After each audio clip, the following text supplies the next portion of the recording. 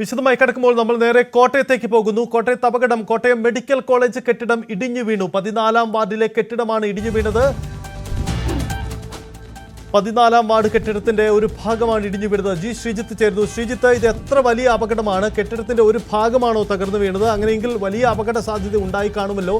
എന്താണ് അവിടുത്തെ സാഹചര്യം? സജിത്ത്, കെട്ടിടത്തിന്റെ ഒരു ഭാഗം, പ്രത്യേകിച്ച് ഇത് ഒരു ഒഴിഞ്ഞ കെട്ടിടമാണെന്നാണ് അല്പസമയം മുമ്പ് ഇവിടെ എത്തിയ മന്ത്രി വി എൻ വാസവൻ പറഞ്ഞത്. നിലവിൽ ഇത് ഉപയോഗിക്കുന്നില്ല. ഇതിന്റെ ഒരു ഭാഗത്ത് ബാത്റൂം സൗകര്യങ്ങളുണ്ട്, അതിന്റെ ഭാഗമാണ് ഇടിഞ്ഞു വീണത് എന്നുള്ളതാണ് മന്ത്രിയും ഒപ്പം തന്നെ ഇവിടെ ഉള്ളവരുമൊക്കെ ഇപ്പോൾ നൽകുന്ന വിവരം. ഇതിനുള്ളിൽ ഒരു കുട്ടി പെട്ടിരുന്നു. ആ കുട്ടിയെ ഇവിടെ നിന്ന് രക്ഷപ്പെടുത്തി ആശുപത്രിയിലേക്ക് മാറ്റിയിട്ടുണ്ട്, അത്യാഹിത വിഭാഗത്തിലേക്ക് മാറ്റിയിട്ടുണ്ട്. അവിടെ പരിശോധനകൾ തുടരുകയാണ്. പക്ഷേ ഗുരുതരമല്ല സ്ഥിതി എന്നതാണ് മന്ത്രി തന്നെ വിശദീകരിക്കുന്നത്. എന്തായാലും ഇവിടെ ഈ തകർന്ന് വീണ ഭാഗത്ത് പരിശോധനകൾ നടത്തുന്നുണ്ട്. ഫയർഫോഴ്സ് ഉദ്യോഗസ്ഥരടക്കം എത്തി പരിശോധനകൾ നടത്തി ഇതിനുള്ളിൽ ആരെങ്കിലും പെട്ടിട്ടുണ്ടോ, ഇനിയും ആരെങ്കിലും ഉണ്ടോ എന്നത് പരിശോധിക്കാനുള്ള ഒരു ശ്രമത്തിലാണ് ഉള്ളത്. നിലവിൽ എന്തായാലും വലിയ ഗുരുതരമായ ഒരു പ്രശ്നം എന്ന് ഇപ്പോൾ ഈ ഘട്ടത്തിൽ പറയാൻ കഴിയില്ല. ഇതൊരു ഒഴിഞ്ഞ ഭാഗം എന്ന നിലയിൽ തന്നെയാണ്. ആരോഗ്യമന്ത്രി വീണ ജോർജും ഇപ്പോൾ സംഭവ സ്ഥലത്ത് എത്തിയിട്ടുണ്ട്. അതായത് മുഖ്യമന്ത്രിയുടെ പരിപാടി ഈ തെള്ളകത്ത് നടക്കുകയായിരുന്നു. അതിന് സമീപത്ത് തന്നെയാണ് മെഡിക്കൽ കോളേജ് ഉള്ളത്. അതുകൊണ്ട് തന്നെ ഇപ്പോൾ ആരോഗ്യമന്ത്രി സംസാരിച്ചുകൊണ്ടിരിക്കുകയാണ്. സജിത്ത്, എന്തായാലും ആരോഗ്യമന്ത്രിയുടെ ഇക്കാര്യത്തിൽ പ്രതികരണം ഉണ്ടാകുമെന്ന് കരുതാം. എന്തായാലും ഉപയോഗിക്കാതിരുന്ന ഒരു കെട്ടിടത്തിന്റെ ഒരു ഭാഗമാണ് തകർന്നു വീണത് എന്ന് വേണം മനസ്സിലാക്കാൻ. ശ്രീജിത്ത്, ഇത് കാലപ്പഴക്കം മൂലം ഉപേക്ഷിച്ച ഒരു കെട്ടിടമാണോ, അതല്ലെങ്കിൽ മറ്റെന്തെങ്കിലും കാരണത്താൽ ഉപയോഗിക്കാതിരുന്നതാണോ? സജിത്ത്, ആരോഗ്യമന്ത്രി സംസാരിക്കുകയാണ്. അതിന്റെ ശബ്ദ സംപ്രേഷണം കേൾക്കാം. ഓക്കെ,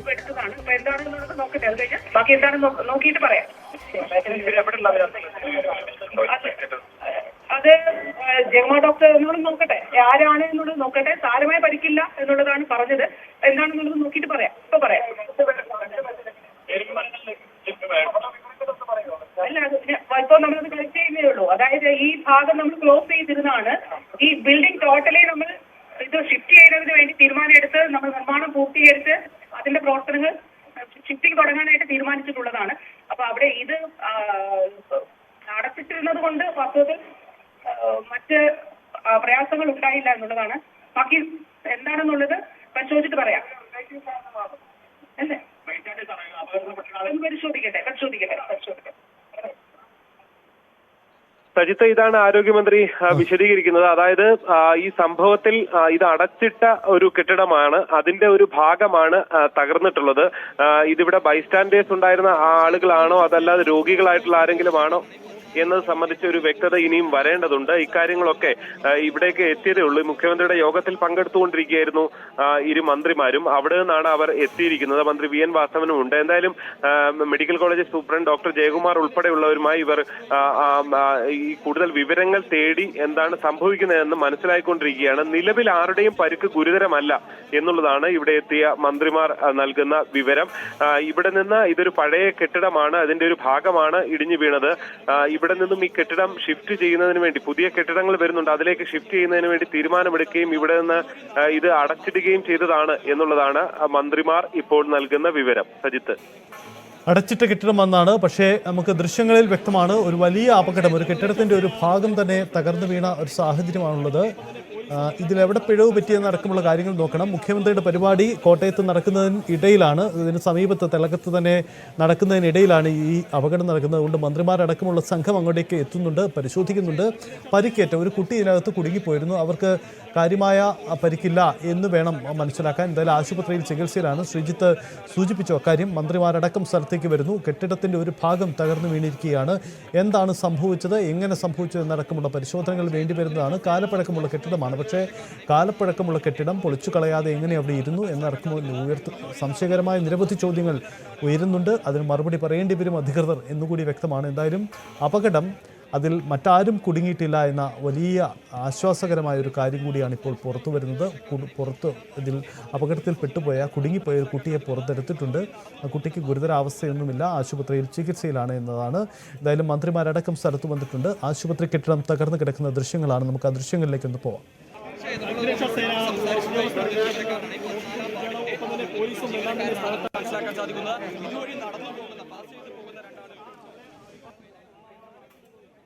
യെസ്, ശ്രീജിത്ത്, എന്തായാലും ആരോഗ്യമന്ത്രി വിശദീകരിക്കുന്നത് പ്രാഥമിക വിവരങ്ങളാണ് ആരോഗ്യമന്ത്രി പങ്കുവച്ചത്.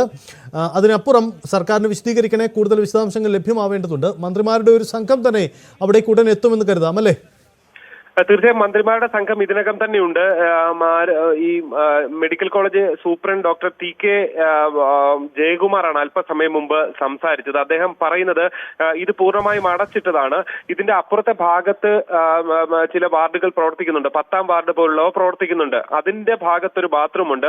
ഒരുപക്ഷെ ഇവരെ ഇതിനുള്ളിലുള്ള ബാത്റൂം എന്ന നിലയിൽ അത് ഉപയോഗിക്കാൻ വന്നവരായിരിക്കാം അപകടത്തിൽപ്പെട്ടത്. എന്തായാലും 2 പേരാണ് ഈ അപകടത്തിൽ പെട്ടിട്ടുള്ളത്. ഈ 2 പേരുടെയും പരിക്ക് ഗുരുതരമല്ല. പക്ഷെ അവരുടെ വിശദാംശങ്ങൾ, അവർ ആര് എവിടെ നിന്ന് ഉള്ളവർ എന്നത് സംബന്ധിച്ചുള്ള ഒരു വ്യക്തത മാത്രമേ വരേണ്ടതുള്ളൂ. ഒരു കാര്യം ഉള്ളത്, അപകടം നിലവിൽ അത് ഗുരുതരമല്ല. ഈ കെട്ടിടത്തിന്റെ ബലക്ഷയമടക്കം ബോധ്യപ്പെട്ട് ഈ കെട്ടിടത്തിൽ നിന്ന് ഈ വാർഡ് പൂർണ്ണമായും ഒഴിവാക്കിയതാണ്. അതിനുശേഷം ഇതിനുള്ളിലുള്ള ബാത്റൂം അവിടെ ഉണ്ടായിരുന്നു, അതും ഫലത്തിൽ അടച്ചിട്ടിരുന്നതാണ്. പക്ഷെ ആരെങ്കിലും സമീപ വാർഡുകളിലുള്ളവർ ഇത് കണ്ടെത്തി മറ്റുള്ളിടത്തെ തിരക്ക് കാരണം ഇവിടേക്കൊക്കെ വന്ന് ഉപയോഗിക്കാൻ എത്തിയതാണോ എന്നുള്ളത് ആണ് ഇപ്പോൾ അവർ സംശയിക്കുന്നത്. സജിത്ത്, അതാണ് സാഹചര്യം. എന്തായാലും ഇത് നിലവിൽ ഉപയോഗശൂന്യമായ ഒരു കെട്ടിടമാണ്, മാറ്റിയിട്ടിരുന്ന കെട്ടിടമാണ്. പക്ഷേ ആ കെട്ടിടം ഇടിച്ചു കളഞ്ഞില്ല. ഒരുപക്ഷെ അതിൻ്റെ നടപടിക്രമങ്ങളിലായിരുന്നിരിക്കാം. പക്ഷേ ഇതിനിടയിലാണ് ഇത് ഇടിഞ്ഞു വീഴുന്നത്. കാര്യമായ മറ്റ് ആളപായമോ മറ്റ് പ്രശ്നങ്ങളോ ഉണ്ടായിട്ടില്ല എന്ന് വേണം നമുക്ക് മനസ്സിലാക്കാൻ. അവിടെ മന്ത്രിമാരുടെ സംഘം എത്തിയിട്ടുണ്ട്. VN വാസവനുണ്ട്. ഒപ്പം മന്ത്രി VN വാസവൻ കൂടി നമുക്കൊപ്പം ചേരുന്നുണ്ട്. ശ്രീ മിനിസ്റ്റർ, ഈ അപകടം മിനിസ്റ്ററിലേക്ക് നമുക്ക് തിരികെ വരാം. അദ്ദേഹത്തിൻ്റെ ടെലിഫോൺ ലൈനിൽ ചില തകരാറുകളുണ്ട്. എന്തായാലും നേരത്തെ സൂചിപ്പിച്ചതുപോലെ വലിയ ആശങ്ക ഉയർത്തുന്ന ഒരു വിഷയമാണ്. കെട്ടിടം തകർന്നു വീണ ദൃശ്യം ഭയപ്പെടുത്തുന്നതാണ്. നിരവധി ആളുകൾ കുടുങ്ങിപ്പോവാൻ ഏറ്റവും തിരക്കേറിയ ഒരു ഇടമാണല്ലോ മെഡിക്കൽ കോളേജ് ആശുപത്രികൾ. അവിടെ പക്ഷേ ഇത്തരം കാര്യമായ നാശനഷ്ടങ്ങളില്ലാതെ ഈ അപകടം നടന്നു എന്നത് ആശ്വാസകരമാണ്. പക്ഷേ ഇത്തരം തിരക്കേറിയ ഒരിടത്ത് ഇങ്ങനെ ഉപയോഗശൂന്യമായൊരു കെട്ടിടം പൊളിച്ചു കളയാതെ എങ്ങനെ നിലനിന്നിരുന്നു എന്ന ചോദ്യം കൂടിയുണ്ട്. പഴയ കെട്ടിടമാണ് പൊളിഞ്ഞു വീണത്. നേരത്തെ തന്നെ ഈ കെട്ടിടത്തിന് ബലക്ഷയ പ്രശ്നങ്ങൾ നേരത്തെ തന്നെ ബോധ്യപ്പെടുകയും അതനുസരിച്ച് അത് മാറ്റി നിർത്തുകയും ചെയ്തൊരു ഇടം എന്നുകൂടി വേണം നമുക്ക് മനസ്സിലാക്കാൻ. നേരത്തെ മന്ത്രിമാരടക്കമുള്ള സംഘം അവിടെ എത്തി അവിടെ സാഹചര്യങ്ങൾ വിലയിരുത്തുകയാണ്. ഏറെ ഭയപ്പെടുത്തുന്ന, ഏറെ ഞെട്ടിക്കുന്ന ഒരു ദൃശ്യം തന്നെയാണ് ഉണ്ടാകുന്നത്. മുഖ്യമന്ത്രി അടക്കമുള്ള സംഘം മേഖലാതല അവലോകന യോഗത്തിന് വേണ്ടി കോട്ടയത്തുള്ളപ്പോഴാണ് ഈ അപകടം ഉണ്ടായിരിക്കുന്നത് എന്ന പ്രത്യേകതയുമുണ്ട്. എന്തായാലും കോട്ടയം മെഡിക്കൽ കോളേജിലെ ഒരു കെട്ടിടത്തിൻ്റെ ഭാഗമാണ്, 14ാം വാർഡ് കെട്ടിടത്തിൻ്റെ ഒരു ഭാഗമാണ് ഇടിഞ്ഞു വീണിരിക്കുന്നത്. ഭിത്തി അടക്കം തകർന്നു വീണിരിക്കുകയാണ്. ദൃശ്യങ്ങൾ തന്നെ അത് വ്യക്തമാണ്. 14ാം വാർഡിലെ കെട്ടിടമാണ് ഇടിഞ്ഞു വീണത്. കോട്ടയം മെഡിക്കൽ കോളേജിലാണ് ഈ വലിയ അപകടമുണ്ടായത്. ആളപായമൊന്നുമില്ല. ഒരു കുട്ടി ഇതിനകത്ത് അകപ്പെട്ടു പോയിരുന്നു. പക്ഷേ ആ കുട്ടിയെ രക്ഷപ്പെടുത്തി. ഇപ്പോൾ ആശുപത്രിയിൽ ചികിത്സയിലാണ്. ഗുരുതരാവസ്ഥയില്ല എന്നതാണ് ആരോഗ്യമന്ത്രി അടക്കമുള്ളവർ പറഞ്ഞത്. കൂടുതൽ വിവരങ്ങൾ ലഭ്യമായി വരുന്നു. അതനുസരിച്ച് തന്നെ നമുക്ക് ആ ദൃശ്യങ്ങളിലേക്ക് കൂടി എത്താം. എന്തായാലും ഞെട്ടിക്കുന്ന ദൃശ്യങ്ങൾ വരുന്നതും കോട്ടയം മെഡിക്കൽ കോളേജിൽ നിന്നാണ്. കെട്ടിടത്തിൻ്റെ ഒരു ഭാഗം തകർന്നു വീണു.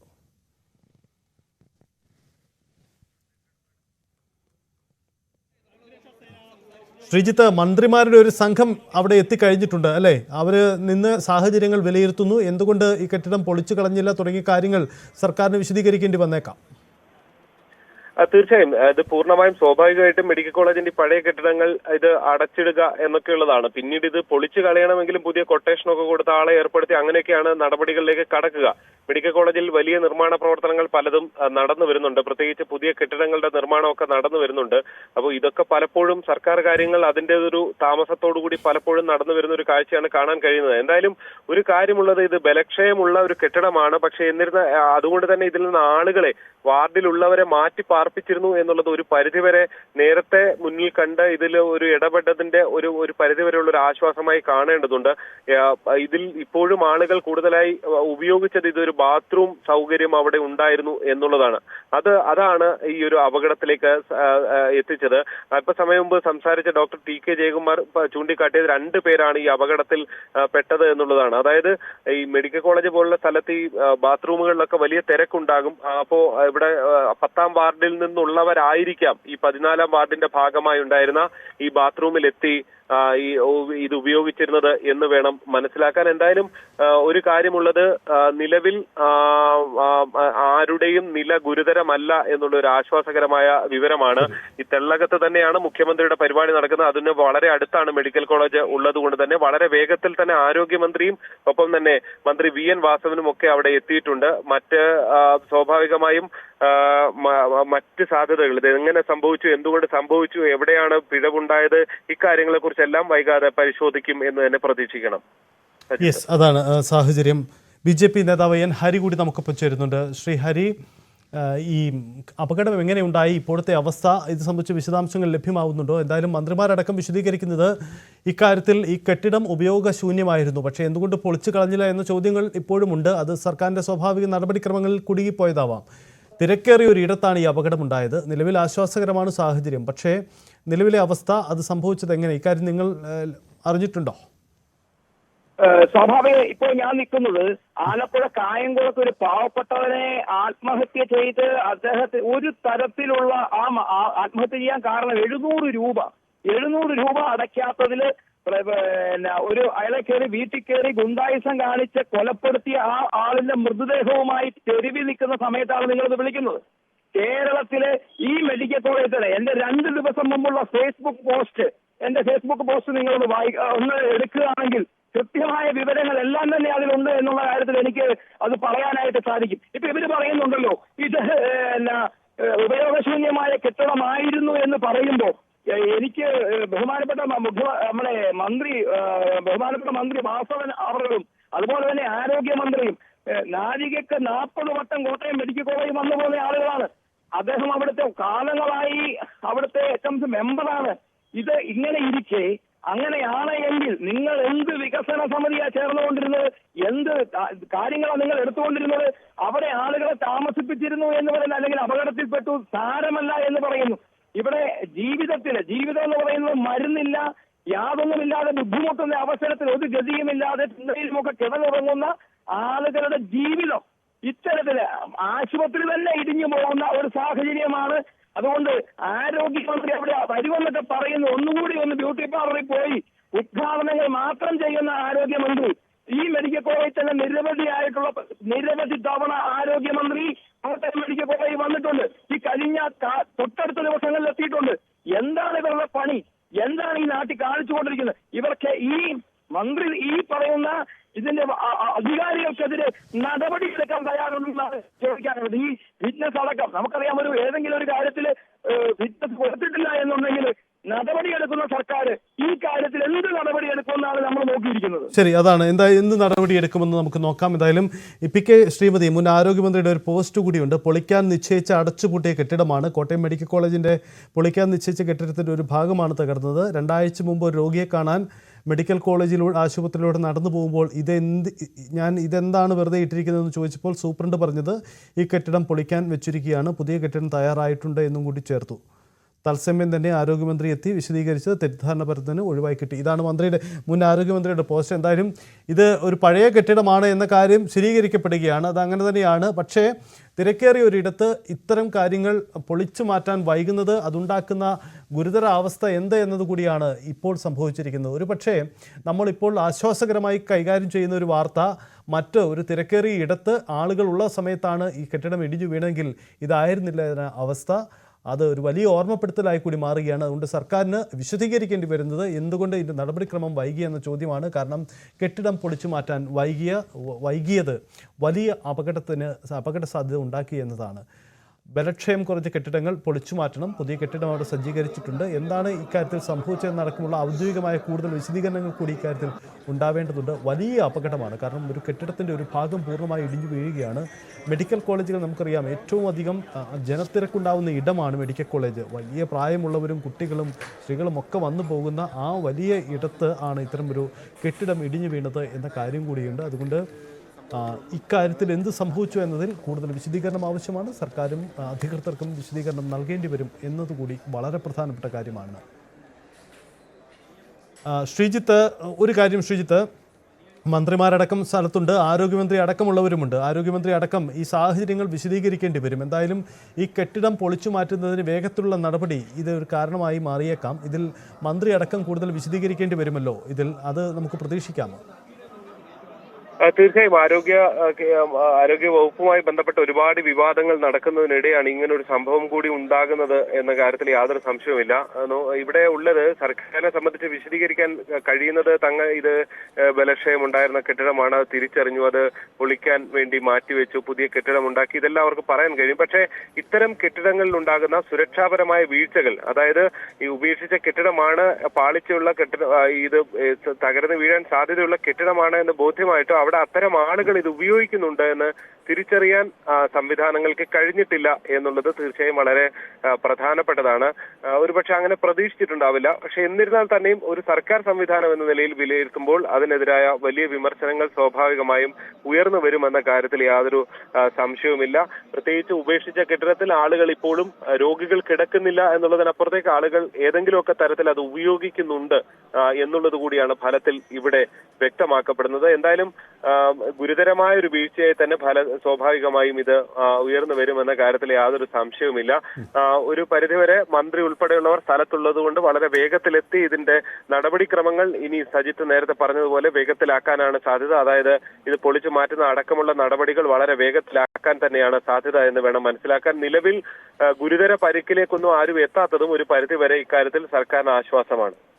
അതാണ് സാഹചര്യം. കാരണം ഈ തിരക്കേറിയെടുത്ത ഈ കെട്ടിടം അതിൽ വാർഡ് പ്രവർത്തിക്കുന്നില്ല, രോഗികളെ പ്രവേശിപ്പിക്കുന്നില്ല എന്ന കാരണം പറയുമ്പോഴും അതിൻ്റെ പരിസരത്തുകൂടെയും അല്ലാതെയും ഒക്കെ നിരവധി ആളുകൾ ഉണ്ട് എന്ന കാര്യം ഓർക്കണം. അതുകൊണ്ട് ഇത്തരം കെട്ടിടങ്ങൾ പൊതുവിടങ്ങളിൽ എവിടെയുണ്ടെങ്കിലും അത് പൊളിച്ചു മാറ്റേണ്ട അടിയന്തര സാഹചര്യം കൂടി ഓർമ്മപ്പെടുത്തുകയാണ്. ഇക്കാര്യത്തിൽ സർക്കാരിന് വിശദീകരിക്കേണ്ടി വരും.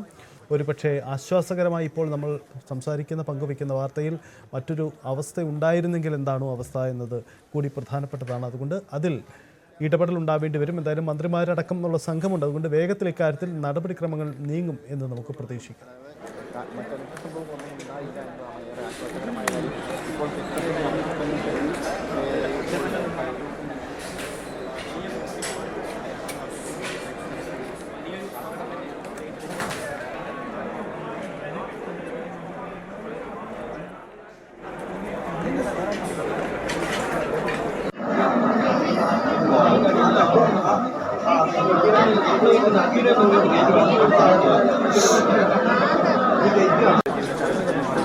എന്തായാലും സംഭവവുമായി ബന്ധപ്പെട്ട്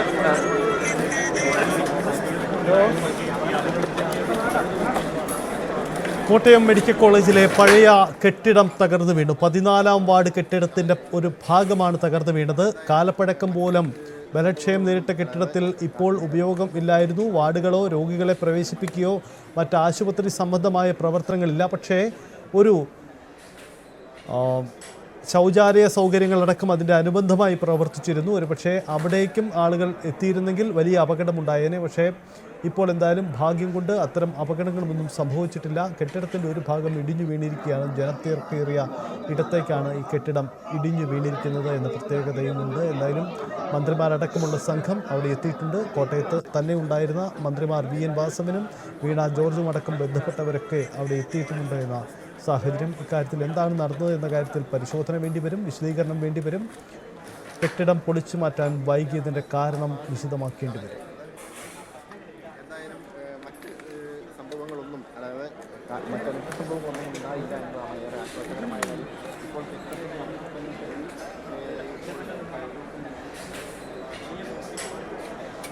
മന്ത്രിമാരടക്കമുള്ള സംഘം കോട്ടയത്തുണ്ട്. പഴയ കെട്ടിടം തകർന്നു വീണു.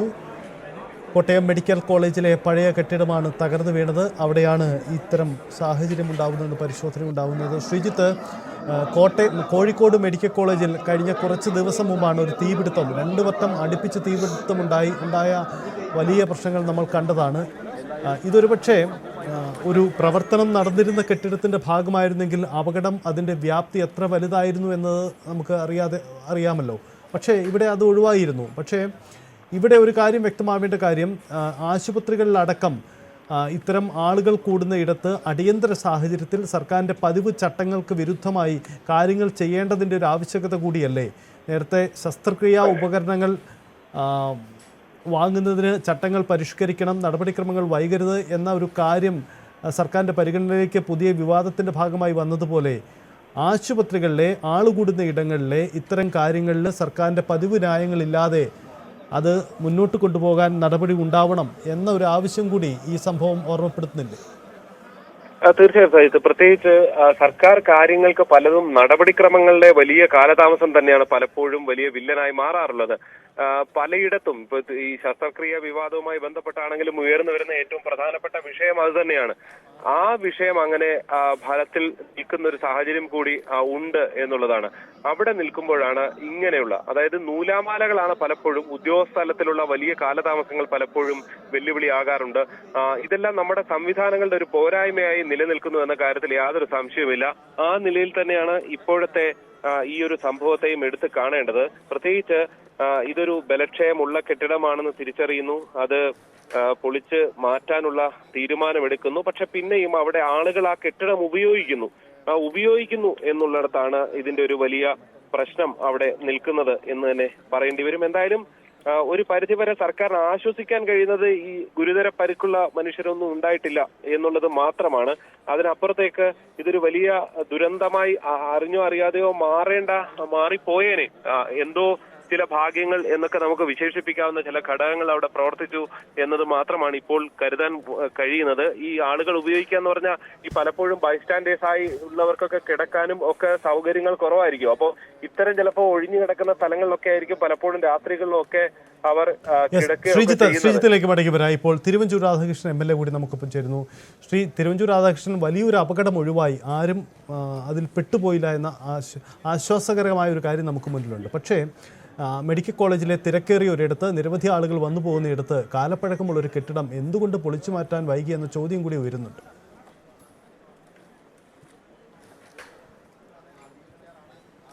യഥാർത്ഥത്തിൽ അപകടകരമായ ഈ സ്ഥിതി ഒഴിവാക്കുന്നതിന് വേണ്ടി എടുക്കണമെന്ന് ആവശ്യപ്പെട്ടുകൊണ്ട് ജനപ്രതിനിധികളുടെ നേതൃത്വത്തിൽ അവിടെ സമരം നടന്നിട്ടുണ്ട്, ഒരിക്കൽ 2 പ്രാവശ്യം.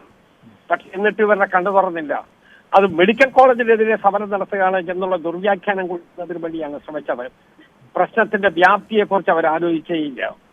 അധികാരികൾ ഇപ്പൊ പറയുന്നത് ഞങ്ങൾ ആളുകളെയെല്ലാം ഒഴിപ്പിച്ച് ഇതെല്ലാം അപകടകരമാണ് എന്ന്, പൊളിഞ്ഞു വീഴാറായതാണ് എന്ന് മനസ്സിലാക്കി അതെല്ലാം ഇങ്ങനെ ഞങ്ങൾ കാത്തു സംരക്ഷിച്ചു പോകുന്നു എന്നൊരു മട്ടിലല്ലേ? അതാണോ അധികാരികൾ ചെയ്യേണ്ടത്? ജനങ്ങളുടെ ജീവന് സുരക്ഷിതത്വം കൊടുക്കാനിടയാവുണ്ട്. അവിടെ എത്തുന്ന പട്ടിണി പാവങ്ങളല്ലേ? ആരും മരിച്ചില്ല, അപകടമുണ്ടായില്ല എന്നുള്ള ആശ്വാസത്തിലാണ് എല്ലാവരും ഇരിക്കുന്നത്. ഏറ്റവും അവസാനമായി ഞാൻ മനസ്സിലാക്കുന്നത് 2 ആളുകൾക്ക് പരിക്ക് പറ്റിയിട്ടുണ്ട് എന്നാണ്. കൂടുതൽ ആളുകൾക്ക് പരിക്ക് പറ്റാതിരിക്കട്ടെ എന്നുള്ളതാണ് എന്റെ പ്രാർത്ഥന. പക്ഷെ അധികാരത്തിൽ ഇരിക്കുന്ന ആളുകൾക്ക് ഇത് അറിയണം. അവിടെ ഏറ്റവും നല്ല ഡോക്ടേഴ്സ് കുറച്ച് ആളുകളുണ്ട്. അവരുടെ കെയർ ഓഫിലാണ് ഈ കാണിക്കുന്നതൊക്കെ. അവർ നന്നായി പ്രവർത്തിക്കുന്നു, അവർ നല്ല ഖ്യാതി ഉണ്ടാക്കുന്നു. പക്ഷെ അതിന്റെ അർത്ഥം അഡ്മിനിസ്ട്രേഷൻ പരിപൂർണമായി നന്നായി പോകുന്നു എന്ന് തന്നെയല്ല. അവിടെയെല്ലാം നടക്കുന്ന ഈ കാര്യങ്ങൾ ജനങ്ങൾക്ക് എല്ലാവർക്കും അറിയാം. അവിടെ കോടികൾ മുടക്കിയുള്ള കെട്ടിടം പണി തൊട്ടടുത്തുണ്ടല്ലോ, അവരാരും ഇതൊന്നും കണ്ടില്ലേ? അവർക്ക് ഈ പൊളിയാറായ കെട്ടിടത്തെക്കുറിച്ചൊന്നും പ്രതിവിധി കണ്ടെത്താൻ കഴിഞ്ഞില്ലേ? അതുകൊണ്ട് ചെയ്യേണ്ട കാര്യങ്ങൾ ചെയ്യാതെ, വേണ്ട വിധത്തിൽ പെരുമാറാതെ, വാഗ്വിലാസം കൊണ്ട് ദിവസങ്ങൾ എണ്ണി മുന്നോട്ട് പോവുക എന്നുള്ള ഒരു നടപടിയാണ് ഈ കെയർടേക്കർ ഗവൺമെന്റ് ചെയ്തുകൊണ്ടേയിരിക്കുന്നത്. ഇക്കാര്യത്തിൽ ഇപ്പം മന്ത്രിമാരടക്കമുള്ള ഒരു സംഘം കോട്ടയത്തുണ്ടെന്നാണ് മനസ്സിലാക്കുന്നത്. അവിടെ മേഖലാ അവലോകന യോഗം നടക്കുകയാണല്ലോ. അവിടെ മന്ത്രിമാരൊക്കെ വരുന്നുണ്ട്. അത് കെട്ടിടം പൊളിഞ്ഞുകൊണ്ടല്ലേ? ഇത് മുഖ്യമന്ത്രിയുടെ കോൺഫറൻസ് വെച്ചിട്ടുണ്ട് അവിടെ. ഇന്ന് മുഖ്യമന്ത്രിയുടെ അവലോകന യോഗം നടക്കുന്നുണ്ട്. ആ അവലോകന യോഗത്തിൽ വന്നെത്തിയ ആളുകളാണ് ഇങ്ങനെ ഒരു സംഭവം അറിഞ്ഞു കേട്ട് അവിടെ ചെല്ലുന്നത്. അതാണത് മുഖ്യമന്ത്രിയുടെ അവലോകന യോഗമാണ്. ആ യോഗത്തിൽ എത്തിയവരാണ്. ശ്രീ തിരുവഞ്ചൂർ രാധാകൃഷ്ണൻ, ഒരു കാര്യം കൂടി, അതായത് നമുക്കറിയാം ഈ കെട്ടിടത്തിനും ബലക്ഷയമുണ്ടെന്ന് കരുതി അവിടെ ഉപയോഗിക്കാതെ മാറ്റിയിട്ടിരിക്കുകയായിരുന്നു. പക്ഷേ അത് പൊളിച്ചു മാറ്റിയില്ല. ചില നടപടിക്രമങ്ങളും അതിൻ്റെ അവശേഷിപ്പുകളുമായിരിക്കാം അതിൻ്റെ കാരണം. അത് സർക്കാർ വിശദീകരിക്കട്ടെ. പക്ഷേ ഒരു കാര്യം നമുക്ക് മുന്നിലുള്ളത്, ഈ സർക്കാർ കാര്യം മുറ പോലെ എന്നതുപോലെ നടപടിക്രമങ്ങൾ ഒരു വലിയ വെല്ലുവിളിയാണ്. തിരുവനന്തപുരം മെഡിക്കൽ കോളേജിലെ ശസ്ത്രക്രിയാ ഉപകരണങ്ങൾ വാങ്ങുന്നതിൽ സംഭവിച്ചും അത് എന്നതാണ് പിന്നീട് കണ്ടെത്തുകയും ചെയ്തത്. അപ്പോൾ ഇനി ഒരു UDF സർക്കാർ വന്നാൽ പോലും ഈ കാര്യങ്ങൾ പൊളിച്ചെഴുതേണ്ടതുണ്ട് എന്നൊരു യാഥാർത്ഥ്യം നമുക്ക് മുന്നിലുണ്ട്. ആ ഒരു ആർജവം നിങ്ങളും തിരിച്ചറിയുന്നില്ലേ? UDF ഗവൺമെന്റ് വന്നാൽ പോലും എന്ന് ചോദിക്കുന്ന ആപേക്ഷികമായ ഒരു ചോദ്യമുണ്ട്. പക്ഷെ UDF ഗവൺമെന്റ് ഇരുന്ന കാലത്ത് ഇതൊന്നും നടന്നിട്ടില്ലല്ലോ. ഇപ്പോഴല്ലേ ഇതൊക്കെ നടക്കുന്നത്. ഈ സിസ്റ്റം മാറ്റണം, സിസ്റ്റത്തിനകത്തെ തയ്യാറാണ് എന്നാണ് ആരോഗ്യവകുപ്പ് മന്ത്രി പറയുന്നത്. ആരാ സിസ്റ്റം മാറ്റേണ്ടത്? ജനങ്ങൾ എല്ലാവരും കൂടെ കൂടിച്ചേർന്നാണോ? സിസ്റ്റം മാറ്റേണ്ടത് നാട്ടുകാരല്ലല്ലോ, അധികാരത്തിൽ ഇരിക്കുന്നവരല്ലേ. അവരെന്തുകൊണ്ട് ചെയ്യുന്നില്ല എന്നുള്ള ചോദ്യമല്ലേ ഞങ്ങൾക്കുള്ളത്. അതൊന്നും ചെയ്യാതെ വീണടം വിദ്യ എന്നൊരു മട്ടിൽ ജനങ്ങളുടെ മുമ്പിൽ വാഗ്വിലാസം കൊണ്ട് നിൽക്കാൻ ശ്രമിക്കുന്നത് ശരിയാണോ? അതൊട്ടും ശരിയല്ല. വളരെ നന്ദി. തിരുവഞ്ചൂർ രാധാകൃഷ്ണൻ MLA പ്രതികരിച്ചു. എന്തായാലും ഈ വിഷയത്തിൽ സർക്കാർ മറുപടി പറയണമെന്ന നിലപാടിലേക്ക് പ്രതിപക്ഷം വരികയാണ്. അതാണ് തിരുവഞ്ചൂർ രാധാകൃഷ്ണൻ അടക്കമുള്ള കോൺഗ്രസ് MLA കോൺഗ്രസ് നേതാക്കളുടെ വാക്കുകളിലുമുള്ളത്. കാരണം ഇതിൽ സർക്കാർ കാര്യം മുറക് പോലെ എന്ന നിലപാടിൽ നിന്നും മാറി സർക്കാർ തന്നെ ഇക്കാര്യത്തിൽ നിലപാടുകൾ ഉണ്ടാവണം. നിലവിലുള്ള പ്രൊസീജിയർ തകരാറുകളെങ്കിൽ അത് പരിഹരിക്കേണ്ടതും സർക്കാർ തന്നെയാണ്. അതിന് പുതിയ ചട്ടങ്ങൾ ഉണ്ടാക്കാം, നിയമങ്ങൾ ഉണ്ടാക്കാം. ഇതെല്ലാം സർക്കാരിന് മുന്നിലുള്ള വിഷയങ്ങളാണ്. അത്തരം അധികാര മേഖല ഉണ്ടായിട്ടും എന്തുകൊണ്ട് ഉയരുന്നില്ല എന്ന ചോദ്യമായി കൂടി ഇത് മാറുകയാണ് എന്നതാണ് സംഭവിക്കുന്നത്. കോട്ടയം മെഡിക്കൽ കോളേജിലെ 14-ാം വാർഡ് കെട്ടിടത്തിൻ്റെ ഒരു ഭാഗമാണ് തകർന്നു നിന്ന് വലിയ അപകടം ഒഴിവാക്കപ്പെടുന്നു.